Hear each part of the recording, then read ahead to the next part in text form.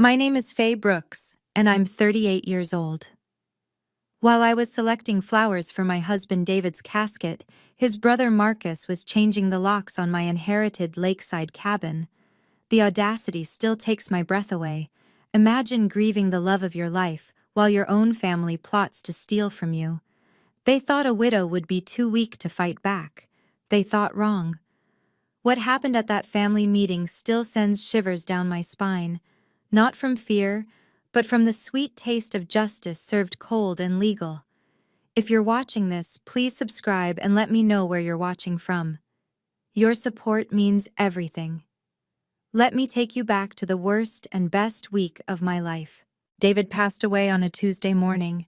Heart attack at 41. No warning. No goodbye. Just gone. The next 3 days blurred together in a haze of funeral arrangements, flowers, and an endless stream of casseroles from well-meaning neighbors. His mother Helen kept saying, "Be strong, dear," while barely acknowledging my existence at the service. The cabin had been David's sanctuary, inherited from his grandmother Rose 2 years before we married. Nestled on Lake Meredith, 40 minutes from town, it was our weekend escape. David had put it in my name last year. Just in case, he'd said. Thank God for his foresight. Marcus showed up at the funeral in a new suit, which was odd since he'd been crying poverty for months. He hugged me too long, whispered, "We'll take care of everything." Something in his tone made my skin crawl. The morning after the burial, my phone buzzed. Janet, our neighbor at the lake, texted, "Someone's at your cabin. Truck's been here since dawn. Everything okay?" My hands shook as I called her back. "What kind of truck?" "U-Haul. They're moving furniture in." The 40-minute drive felt like hours. My Honda Civic crunched up the gravel drive to find Marcus's pickup parked beside a moving truck. The front door stood open, my front door. But when I tried my key, it wouldn't fit. The locks had been changed. Marcus emerged, sweating despite the cool morning. "Faye, didn't expect you so soon." "What are you doing?" "Helping out. You've got enough on your plate." He dangled new keys. "Got you better locks. The old ones were ancient." "You changed my locks? Without asking?" "Family helps family." His smile didn't reach his eyes. "Helen thought you'd appreciate one less worry." I stood there, numb. David's body wasn't even cold, and his brother was claiming our sanctuary. But I didn't scream, didn't cry. Something David once told me echoed in my mind. Marcus takes what he wants unless someone stops him legally. "I need those keys, Marcus." "Of course. I made copies for everyone. Safety reasons." He handed me a single key. "Mom has one, I kept one, and Cousin Rita too, for emergencies." The violation felt complete. While I'd been choosing between oak and mahogany caskets, Marcus had been scheming. While I'd written David's eulogy, he'd been changing my locks. I left without another word. But I wasn't retreating. I was planning. The Brooks family never truly accepted me. 8 years of marriage, and I remained David's wife, never just Faye. At family dinners, Helen would introduce me as David's wife, the teacher, like my profession was a quaint hobby. "A teacher's salary doesn't prepare you for managing real estate," Helen mentioned at David's wake, loud enough for others to hear. "That cabin needs someone with experience." The whispers started immediately. Marcus, the successful contractor. Me, the elementary school teacher who drove a 10-year-old Civic. The narrative wrote itself in their minds. 2 days after the lock incident, Helen called a family meeting. "To discuss David's affairs," she said. But I knew better. The Brooks family didn't discuss. They decreed. Marcus had already started his campaign. At the funeral lunch, he'd mentioned to cousins how overwhelmed I looked. "Faye's too fragile right now," he'd said, patting my shoulder while I stood right there. "She needs protecting." The extended family nodded along. Poor Faye, sweet, weak Faye. Out of her depth, Faye. What they didn't know was that I'd been recording these conversations on my phone. David had taught me that. "Document everything with my family," he'd warned. "They rewrite history." Helen cornered me at the grocery store. Dear, about the cabin. Perhaps Marcus could manage it temporarily? You have so much to process. I'm managing fine, Helen. Her lips pursed. Are you? Because Marcus says you haven't even been there to check on things. The trap was elegant. Stay away, and I'm negligent. Show up, and I'm trespassing in what Marcus now considered his domain. Their silence about the changed locks spoke volumes. They all knew. They were all complicit. But I smiled, nodded, and let them think I was crumbling. Sometimes the best strategy is letting your opponent believe they've already won. The pressure intensified daily. Marcus called offering to help with maintenance at the cabin. Winter's coming. Pipes need checking. I'll handle it, Marcus. Come on, Faye. David would want family looking after you. His tone suggested I was being difficult. I'm just trying to help. Helen recruited reinforcements. David's Aunt Patricia called. Marcus is so thoughtful offering to manage that property. You should let him help, dear. Cousin Rita texted, Hey, Marcus mentioned the cabin situation. Smart to have family oversight during probate. There was no probate. The cabin was mine, free and clear. But Marcus had spun his web brilliantly. At the bank, where I'd gone to handle David's accounts, the teller mentioned, Your brother-in-law was here asking about the cabin's mortgage. There was no mortgage, but Marcus was fishing, building his case that I couldn't handle the financial burden. The family group chat, which I'd always been excluded from, suddenly included me. Messages flooded in. Thinking of you, Faye. Let us help. Marcus has experience with property management. No shame in accepting support during grief. Each message felt like another bar in a cage they were building around me. The subtext was clear. Step aside gracefully, or we'll make this difficult. Helen's final push came during her visit to check on me. She sat in my kitchen, David's kitchen, sipping tea from his favorite mug. You need family support right now, not more burdens, she said. The cabin is a lot for someone in your situation. My situation? Widowed, working full-time, no children to help. She patted my hand. Marcus wants to preserve David's legacy. Let him. I wanted to scream that David's legacy was leaving the cabin to me, not his scheming brother. Instead, I nodded, smiled, and started making calls the moment she left. The cabin wasn't just property. It was worth $400,000. Lake Meredith had become prime real estate, and our modest inheritance had quintupled in value over 5 years. Marcus knew exactly what he was trying to steal. But beyond money, it held everything David and I had built together. His handmade bookshelf, our anniversary wine collection, the dock where he'd proposed. Marcus had already contaminated it with his presence, his furniture, his claim. The family meeting was set for Saturday. Helen insisted everyone attend. 15 relatives who'd barely spoken to me at David's funeral would now decide my fate. Marcus had been busy, I learned. He'd told them all I'd agreed to a temporary arrangement. Faye understands, he'd assured them. She's grateful for the help. Janet from the lake called again. That brother-in-law's been here every day. Changed the mailbox name to Brooks Family Cabin. Is that what you wanted? My silence had been interpreted as consent. Marcus was creating facts on the ground, possession being 9/10 of the law, as he loved to say. He'd even updated his Facebook, renovating the family cabin, healing through hard work. Friends messaged me. How generous of you to share David's cabin with his family during this difficult time. I'd lost my husband, and now they were erasing me from our life together. The cabin would become the Brooks family retreat, with me as an afterthought, a guest in my own property. Helen called Friday night. Tomorrow's meeting is really just a formality, dear. Marcus has everything arranged. I'm sure he does, I replied. She missed my tone entirely. Possession is 9/10 of the law, right? She actually laughed. Marcus always was the practical one. That night, I organized my documents and made one crucial phone call. They wanted to talk about possession? Fine, let's talk about the law. Marcus posted photos from the cabin on Instagram. Sunset from the deck. Blessed to carry on family traditions. 200 likes. Comments poured in about his dedication to preserving David's memory. My coworker showed me at lunch. Your brother-in-law seems sweet, maintaining David's place like that. It's my place, actually. Her face reddened. Oh, I just assumed, since he's there. That was the genius of Marcus's strategy. Create a new reality through social media and people accept it as truth.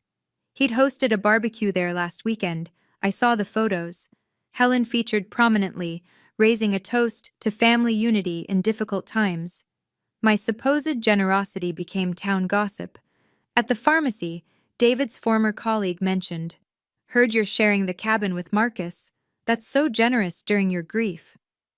I haven't agreed to anything. He looked confused. But Helen said at church. The narrative was set. Poor grieving Faye, wisely letting capable Marcus handle things. Any protest now would seem petty, ungrateful, even unstable. Helen escalated Thursday evening, bringing Marcus to my house unannounced. "We need to finalize tomorrow's announcement," she said, as if my agreement was assumed. Marcus spread renovation plans across my dining table. "Already got estimates for the new deck. My treat, of course." "You're renovating my cabin?" "Our family cabin," Helen corrected. David would want it maintained properly. The audacity stole my breath. They sat in my home, planning changes to my property, expecting gratitude for their theft. "Sometimes silence is strategy, not surrender," I said quietly. Marcus laughed. "What's that supposed to mean?" "You'll find out tomorrow." Helen and Marcus exchanged glances. For the first time, uncertainty flickered across their faces. But Marcus recovered quickly, gathering his plans. "Don't worry, Faye, we've got everything handled." As they left, I touched David's photo on the mantel. "Almost time, love." If you've ever dealt with family members who crossed boundaries during your vulnerable moments, hit that like button. Your support helps me share these important stories about standing up for yourself. And please, share your thoughts in the comments. Have you experienced something similar? I'm reading every single one, and your stories give me strength. The family meeting is about to begin, and what happens next still gives me goosebumps.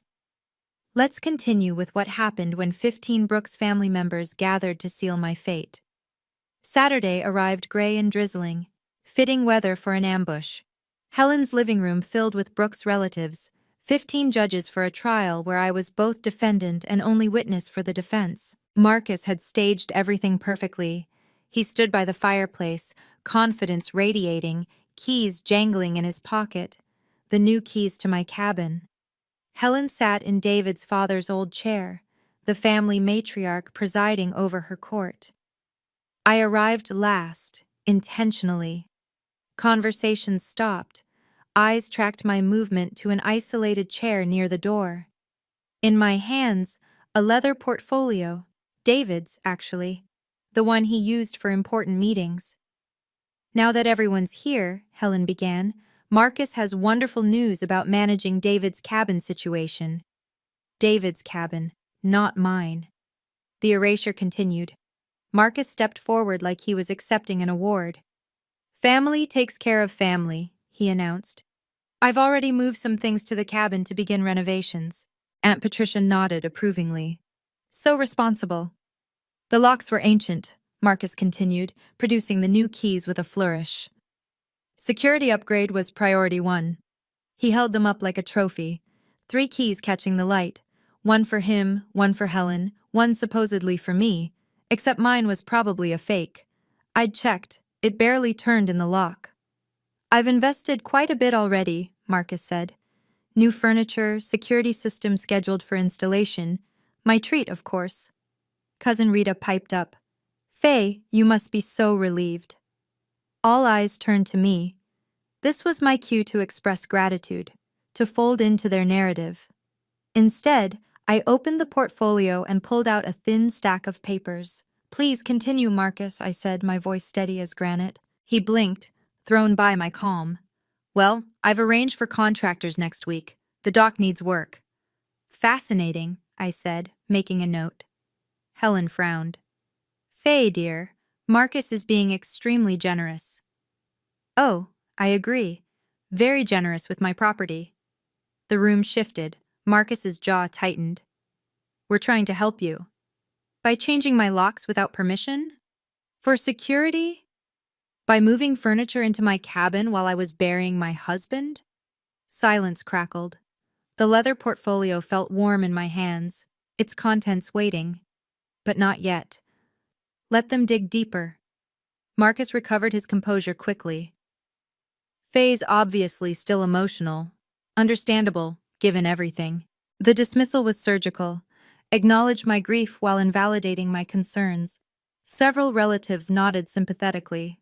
Poor emotional Faye. I've already scheduled contractors, Marcus pressed on.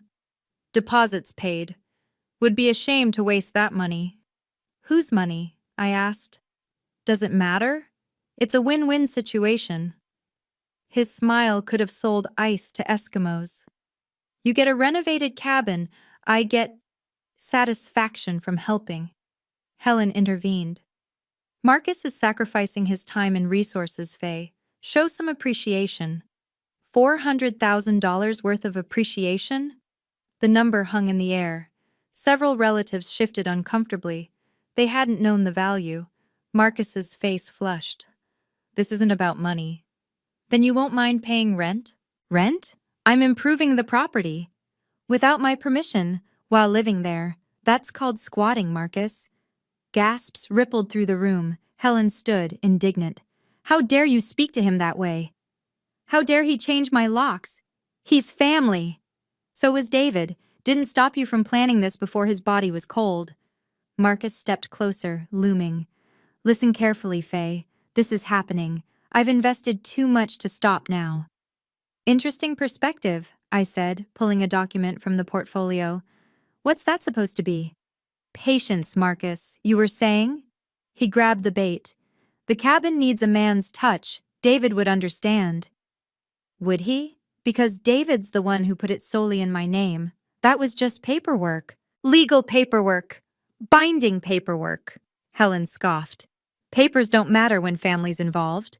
I almost laughed. They'd walked right into it. So you're admitting Marcus took possession without legal right? We're admitting nothing, Marcus snapped. Possession is 9/10 of the law. You keep saying that. I stood, matching his energy. Let's talk about the other 10th. My phone buzzed. Perfect timing. I glanced at the screen and smiled. Expecting someone?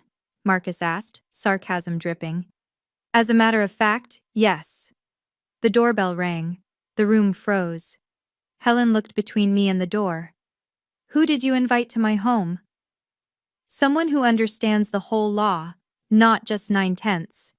Marcus's confidence finally cracked. Faye, what did you do?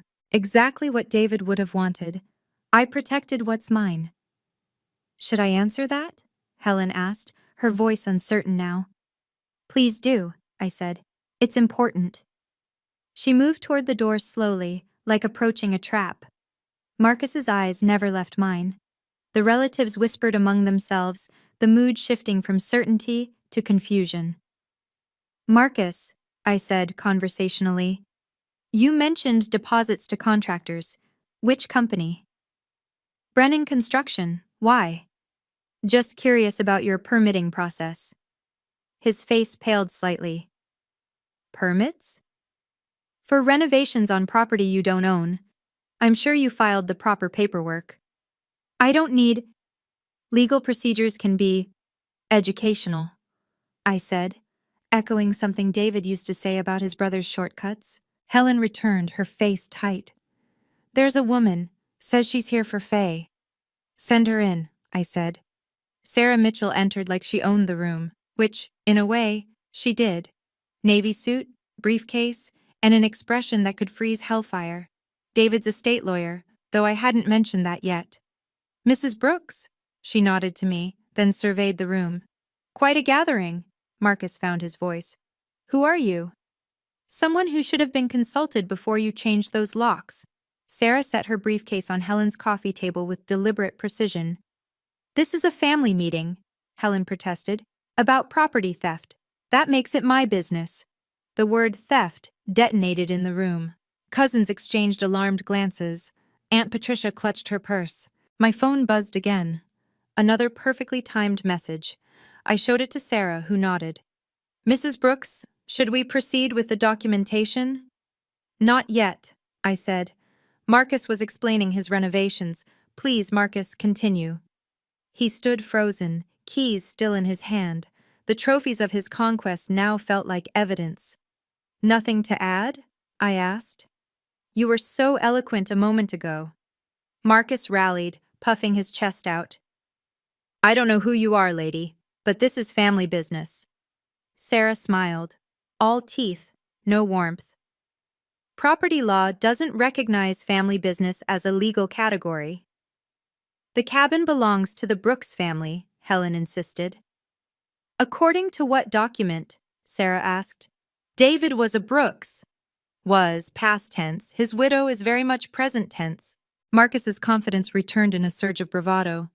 Look, I've already invested thousands. New furniture, security system on order, contractors lined up. How industrious, Sarah said. All without permission or permits. I don't need... You need both, actually. Sarah opened her briefcase with theatrical precision. Mrs. Brooks, shall we review the timeline? I pulled out my phone. Marcus posted about renovating the family cabin 6 days ago. David died 10 days ago. Gasps from the relatives. The math was damning. He was grieving, Helen defended. We all were. Grief manifests strangely, I agreed. Some people cry. Marcus apparently goes furniture shopping. Marcus's face went crimson. You're twisting everything. Am I? You changed my locks while I was at David's funeral. That's not grief, Marcus. That's opportunism. I was helping. You were helping yourself to my property. Sarah pulled out a thick document, the official seal visible. This might clarify things. Marcus eyed it like a cobra. What is that? Patience, I said, savoring his own word. You haven't finished explaining your vision for my cabin, he sputtered. Our family cabin. Keep saying that, Sarah advised. The court reporter will find it fascinating. Court reporter? Helen's voice cracked. The doorbell rang again. This time no one moved. They all stared at me, finally understanding they'd walked into something much bigger than a family meeting. Should someone get that? I asked innocently. Marcus's bravado transformed into desperation. You're being ridiculous, Faye. You can't manage that property alone. Because I'm just a teacher? Because you're... He gestured vaguely. Overwhelmed. Too weak, I suggested. Too feminine? Too poor? I didn't say. You've said it for weeks, to everyone, that I'm too fragile, too emotional, too incompetent to handle my own property. Helen jumped in. Marcus has experience. He's a contractor. Who's operating without permits, insurance, or ownership? Sarah noted. Details, Marcus exploded. I'm trying to preserve David's legacy. David's legacy? I stood, matching his volume for the first time. David's legacy was ensuring I'd be protected from exactly this. The doorbell rang again, insistent now. For God's sake, someone answer that, Aunt Patricia said. Rita scurried to the door. We heard muffled voices, then she returned, face pale. There are police officers. They're asking for Marcus. The room erupted. Cousins stood, voices overlapping. Helen grabbed Marcus's arm. What did you do? She hissed at me. I protected my property, I said. Let them in, Rita. Don't you dare, Marcus shouted. But Rita, terrified of being seen as uncooperative with police, had already opened the door. Officer Daniel Torres entered, flanked by 2 deputies. His presence filled the room with immediate authority. The relatives pressed against walls, creating space. Marcus Brooks? Torres asked. Marcus straightened, trying to project innocence. Yes? We need to discuss a breaking and entering complaint. That's insane! It's my family's cabin! Face reality, Marcus, I said, throwing his words back.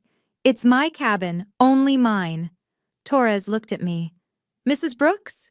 You filed the complaint?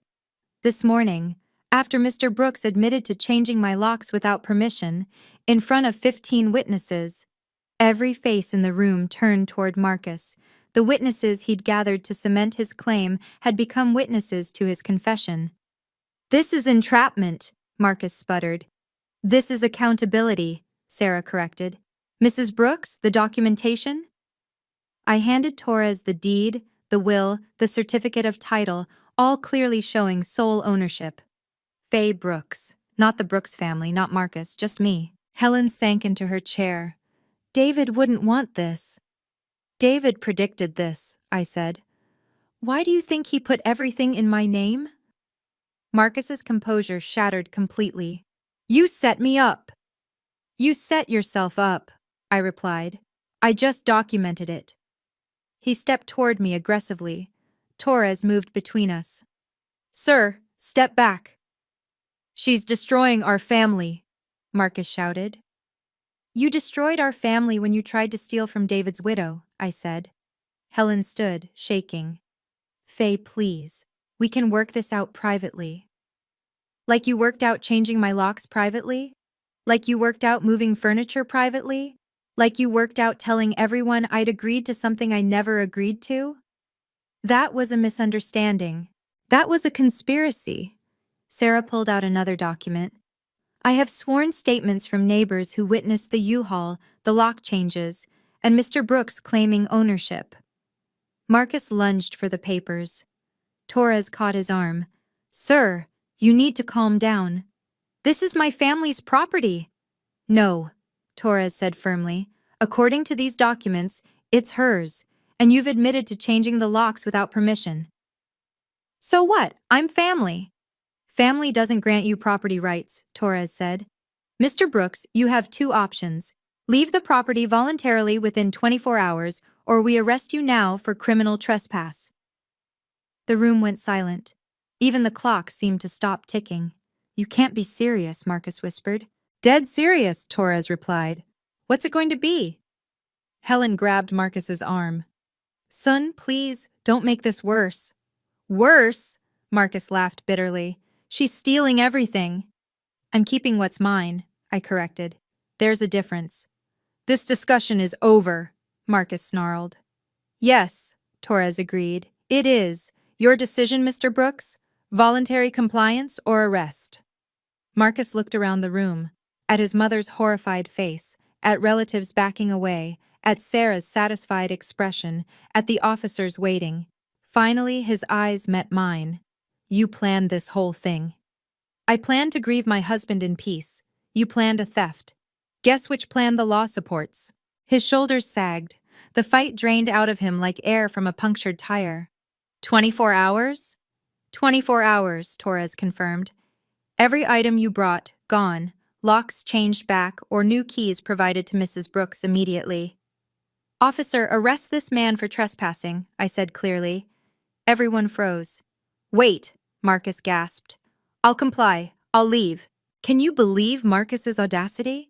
If this story resonates with you, please subscribe and ring the notification bell so you don't miss what happens next. Family conflicts over inheritance are more common than you think. I see your comments about similar experiences, and my heart goes out to each of you. Share this video with someone who needs to hear about setting firm boundaries. The police are still here, and what happens next shows exactly why documentation matters. Now, let's see how the law handles this situation when Marcus finally faces real consequences. Torres studied me for a moment. Then Marcus. Mrs. Brooks has every right to press charges. Please, Helen begged. He's made mistakes, but he's grieving his brother. Grief doesn't excuse theft, Sarah interjected. She pulled out more papers from her briefcase. This is the will, properly witnessed and notarized. This is the deed transfer, completed 13 months ago. This is the property tax record showing Mrs. Brooks as sole owner. She laid each document out on Helen's coffee table, like playing cards in a winning hand. And this, she produced a final paper with flourish, is the police report Mrs. Brooks filed this morning, documenting the unauthorized entry and lock changes. Torres examined each document. Mr. Brooks, Did you change the locks on this property? Marcus's mouth opened and closed like a fish. 15 relatives leaned forward, waiting. I was securing the property. That's a yes? Torres pressed. Yes, but did you have Mrs. Brooks' permission? The trap was elegant. Lie to police or admit to the crime. Marcus looked desperately at his mother. Marcus? Helen whispered. Tell the truth. His shoulders slumped. No, I didn't have permission. We have our answer, Torres said. He turned to me. Mrs. Brooks, given Mr. Brooks's admission and agreement to vacate, are you willing to forgo immediate arrest if he complies with a restraining order? Sarah leaned in. My client is prepared to be reasonable if Mr. Brooks acknowledges in writing that he has no claim to the property and will cease all contact regarding it. That's extortion, Marcus exploded. That's generous, Torres corrected. Criminal trespass carries jail time. The relatives began murmuring. The scandal of Marcus being arrested would ripple through their social circles for years. Aunt Patricia spoke up. Marcus, take the deal. You're siding with her?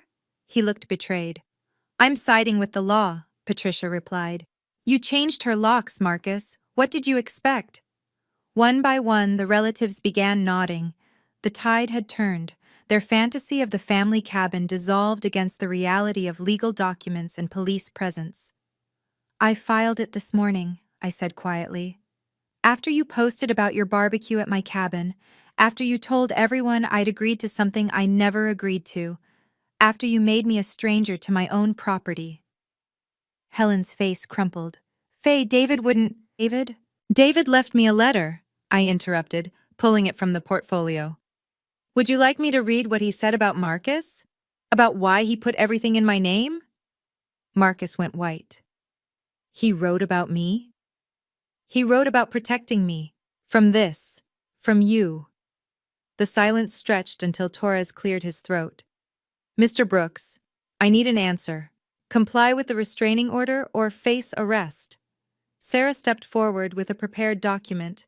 This constitutes criminal trespass, breaking and entering, and attempted theft of property valued at $400,000. The number hit the relatives like cold water. Several gasped. That wasn't a family squabble amount.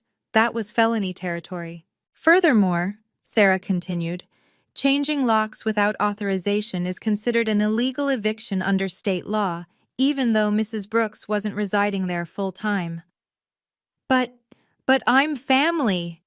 Marcus's refrain sounded weaker each time. Family members commit 30% of property crimes, Torres noted. Being related doesn't grant immunity. Sarah produced another document. Mr. Brooks, you have 24 hours to vacate completely. Every item you brought must be removed. Original keys returned or new locks installed at your expense, with keys provided immediately to Mrs. Brooks. This is insane, Marcus muttered. This is criminal, Sarah corrected. What's insane is thinking you could steal a widow's inheritance while she was burying her husband. Helen stood shakily. There must be a misunderstanding. Marcus was trying to help. Help himself to my property, I said. Helen, he changed my locks during David's funeral. During the funeral. The relatives shifted uncomfortably. Even those who'd supported Marcus couldn't defend that timing. I need all the keys, Marcus, I said. Now. He clutched them reflexively.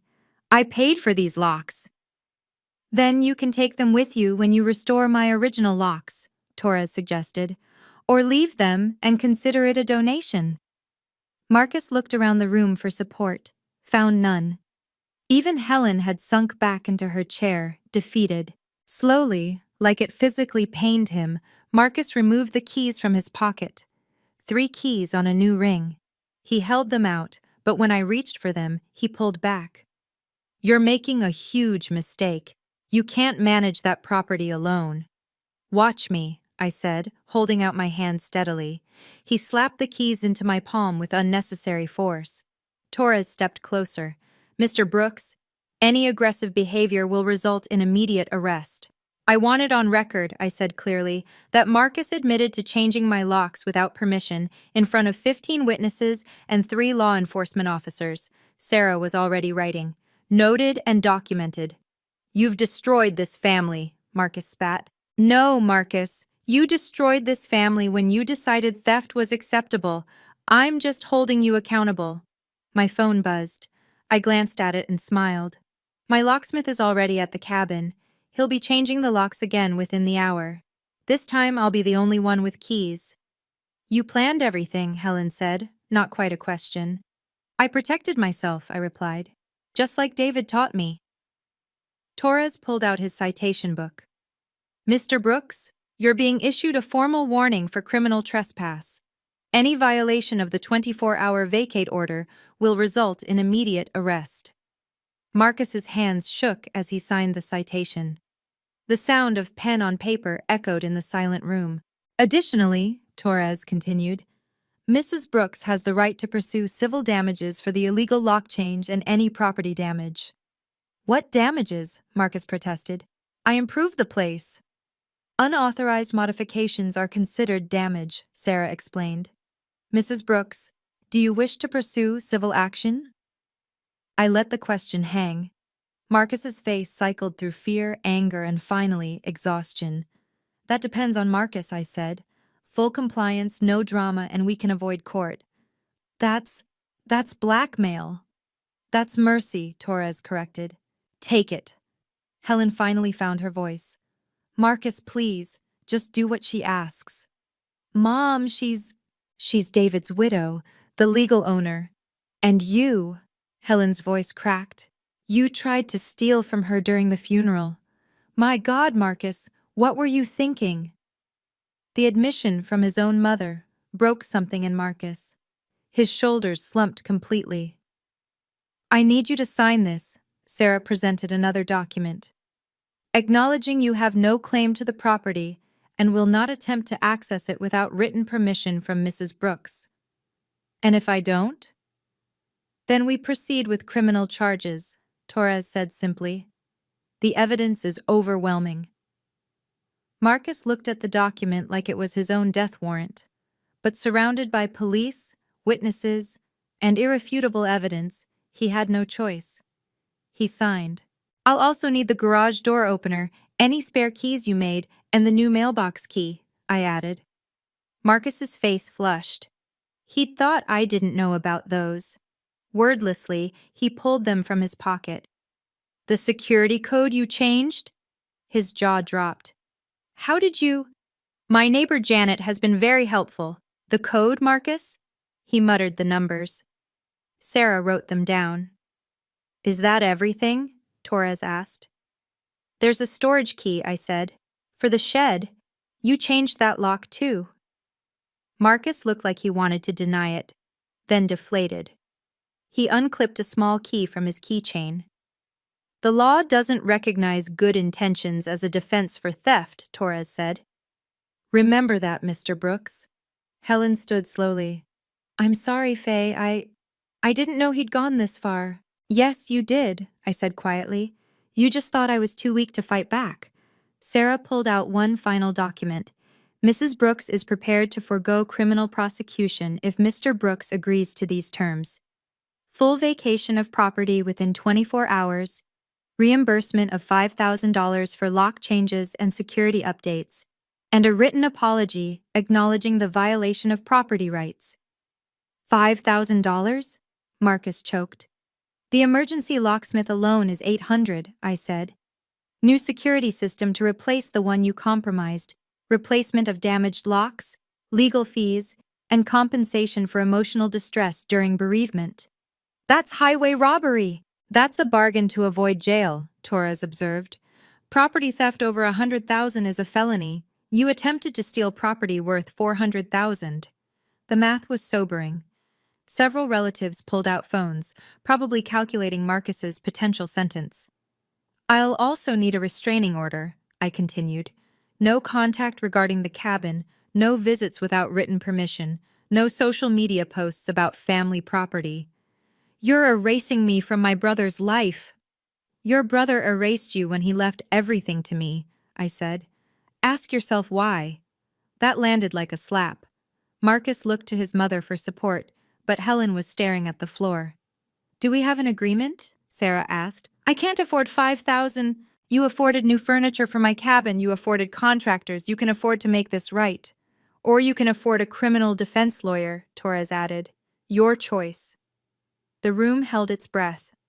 Marcus looked trapped, cornered by his own actions and the consequences he never expected.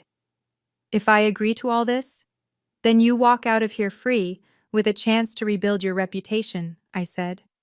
I choose peace, but with clear boundaries. Some choice, he muttered. The same choice you gave me when you changed my locks, I replied. Except I'm offering you an exit. You offered me theft. Sarah held out the pen. Mr. Brooks? Marcus stared at the agreement. $5,000. Restraining order. Acknowledgement of guilt. His hand shook as he reached for the pen. This is extortion, he said one more time. This is consequence, Helen said quietly. Sign it, Marcus, before Faye changes her mind. The scratch of pen on paper filled the room. Marcus signed his name with the defeated air of a man signing his own confession, which, in a way, he was. Witnessed and notarized, Sarah said, as her assistant stepped forward with a notary seal. Legally binding. The aftermath was swift and brutal. Marcus's bravado evaporated completely, leaving him looking smaller, older, defeated. The relatives who'd supported him now avoided eye contact, already distancing themselves from the scandal. 24 hours starts now, Torres reminded him. I'll be checking the property tomorrow at noon. Marcus nodded mutely. His grand plan to claim the cabin had become a countdown to humiliation. Aunt Patricia approached me. Faye, I'm sorry. We should have stopped this. You all saw. You just chose to believe I was too weak to fight back. She flinched, but didn't deny it. One by one, the relatives filed out, murmuring awkward goodbyes. The family meeting that was supposed to cement Marcus's claim had become his public undoing. Helen remained in her chair, looking every one of her 65 years. I failed David, she said quietly. David knew this would happen, I replied. That's why he protected me legally. He knew his family's priorities. We're your family, too. No, Helen. Family doesn't steal from widows. Family doesn't change locks during funerals. Family doesn't require police intervention. She had no response to that. Marcus stood by the door, car keys in hand. The money will take time. You have 1 week, Sarah said. The agreement is clear. And my things at the cabin? 24 hours, Torres repeated. Not 25, not 24 and a half. 24. Marcus left without another word. Through the window, we watched him drive away, his truck somehow smaller than when he'd arrived. Respect isn't inherited, it's earned, I said to the empty room, and it can be lost even faster. Helen nodded slowly, finally understanding what her younger son had always known, that family bonds don't excuse family betrayal. Marcus cleared out in 19 hours. Janet called with updates. U-Haul arrived at dawn, Marcus working frantically, throwing furniture into the truck like a man fleeing a crime scene. Which technically he was. The money transferred in 6 days, $5,000 appearing in my account with a terse memo. Per agreement. No apology beyond the forced written one Sarah had filed. I changed every lock, installed cameras, and upgraded the security system. The cabin became a fortress, but more importantly, it became mine again. Truly, completely mine. The social consequences rippled through town. Marcus's contracting business suffered when word spread. Who wants to hire someone who steals from widows? 3 clients canceled within a month.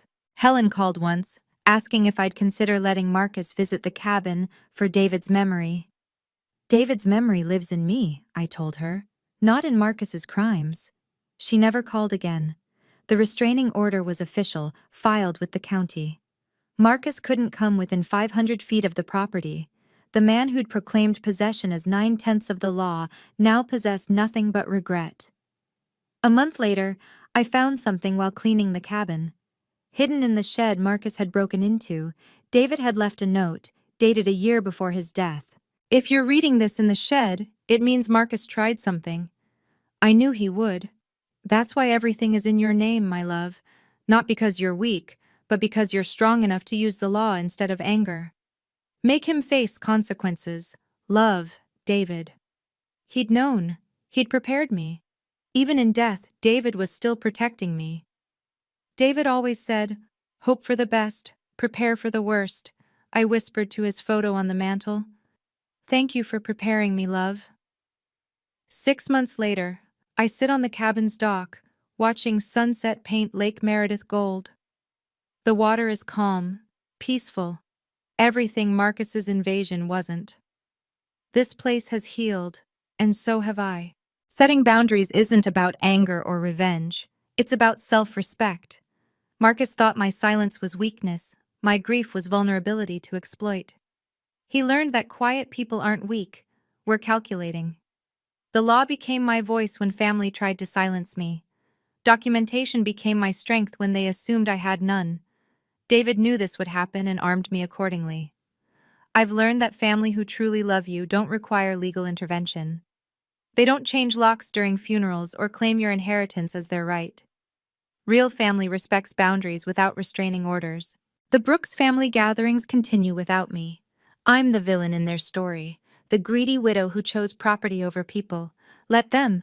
I chose justice over exploitation, boundaries over violation, David's wishes over their entitlement. Marcus still works in town, diminished. We passed once at the grocery store. He turned down another aisle. The man who once loomed over me now can't meet my eyes.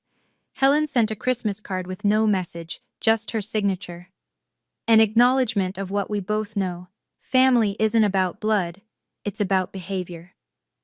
Strength isn't always loud, I tell friends who ask about that terrible week.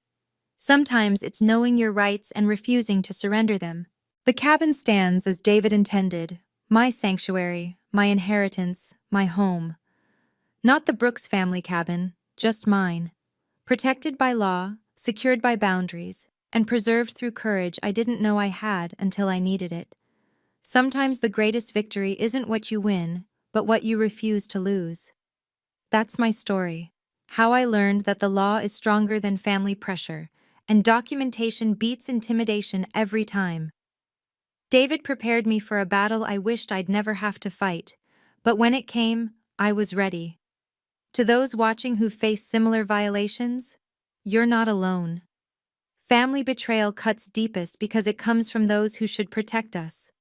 But you have rights, regardless of who tries to take them. Setting boundaries isn't cruel, it's necessary. Using the law isn't heartless, it's smart. Protecting your inheritance isn't greedy, it's honoring your loved one's wishes. Marcus wanted the cabin, but more than that, he wanted me powerless. He got neither. The Brooks family wanted submission disguised as unity. They got legal consequences instead. If someone is trying to take what's yours, document everything. Record conversations, file reports, get legal help. Don't let grief make you vulnerable to those who see tragedy as opportunity.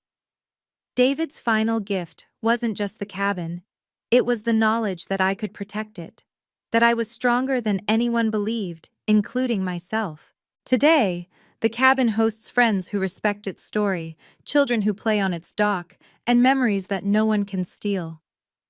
It's not the Brooks family cabin, it's Faye's sanctuary, bought with courage and kept with boundaries. What boundaries have you had to set with family? Have you ever had to choose legal action over keeping the peace? Share your story in the comments below. We're stronger when we stand together. Thank you for listening. Remember, family isn't about blood, it's about respect. And respect isn't given, it's earned, maintained, and sometimes enforced. Until next time, stay strong, know your rights, and never apologize for protecting what's yours. Thank you for listening to my story. If it helped you think about your own boundaries, please give it a thumbs up and share it with someone who might need to hear this. Remember, Standing up for yourself isn't selfish, it's necessary. Subscribe for more real-life stories about dignity, respect, and justice. And please, tell me in the comments, have you ever had to involve law enforcement with family matters? Your stories matter too. Until next time, stay strong and know your worth.